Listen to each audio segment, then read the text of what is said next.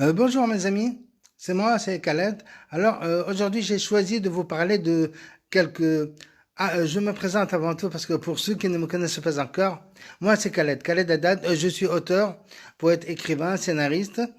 Scénariste, je fais du théâtre, j'ai fait de la peinture, et puis j'ai découvert un concept. Ah non, le concept, je laisse pour plus tard. Une autre vidéo, je préfère, une autre vidéo. Maintenant, dans cette vidéo, je veux vous parler d'une histoire. Il s'agit d'une ville qui a été prospère dans l'Antiquité, une ville dans les profondeurs du Sahara irakien. C'est des fouilles qui ont découvert cette ville et qui a été prospère grâce à son réseau d'irrigation. Bref, cette histoire a été transcrite sur des tablettes d'argile et c'est pourquoi elle arrive jusqu'à nous maintenant au XXIe siècle.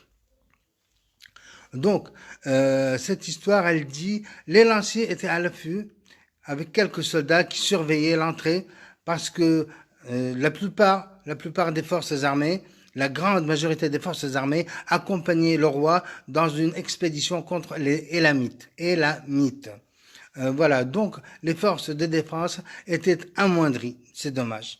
Mais heureusement que cette ville qui s'appelait Babylone, elle s'appelle Babylone, et était entourée de grands murs épais et hauts qui l'a protégée, et ceci pendant des siècles. Elle a protégé cette ville pendant des siècles.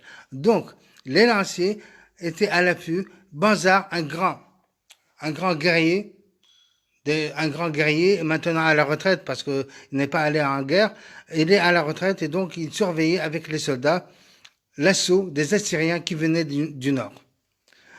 Donc on entendait le hurlement des armées ennemies, on entendait également le bruit du piétinement des chevaux, les bruits sourds des béliers contre les portes de bronze. On n'a pas encore découvert le fer. Les citoyens étaient inquiets. Les citoyens étaient inquiets, vu les femmes enceintes aussi étaient inquiets, les enfants, les vieillards, des soldats blessés. Et la cinquième nuit du quatrième jour, un cri de soulagement retentit. Et tout le monde a commencé à crier de joie. Les forces armées ennemies ayant battu en retraite, elles n'ont rien pu faire contre les murs. Donc cette ville a été protégée par ces murs. De nos jours, qu'est-ce qui nous protège? De nos jours, on n'a pas de mur pour nous protéger. Les armes, elles sont faites pour tuer et non pas pour protéger. Les armes ne nous protègent pas. Qu'est-ce qui nous protège? C'est le savoir. Il faut apprendre, il faut se former. Si on n'a pas d'argent pour se former, on peut lire des bouquins, de faire de la lecture, beaucoup de lecture. Bon, les bouquins, il y a des PDF, on peut trouver des PDF gratuitement, se former et avancer. Parce que actuellement, le monde, il est en train de changer. Un grand changement. Vraiment, c'est un changement du tic au tac. Nous sommes en pleine technologie. Nous vivons en pleine technologie. Internet est en train de changer le monde. Internet, ce n'est pas Facebook seulement. Internet, c'est grand, c'est vaste. C'est le monde entier. C'est jusqu'à l'international. C'est Google.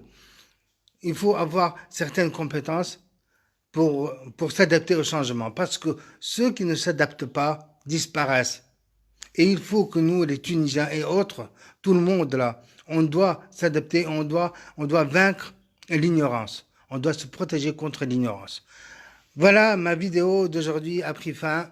Merci tout le monde et à la prochaine.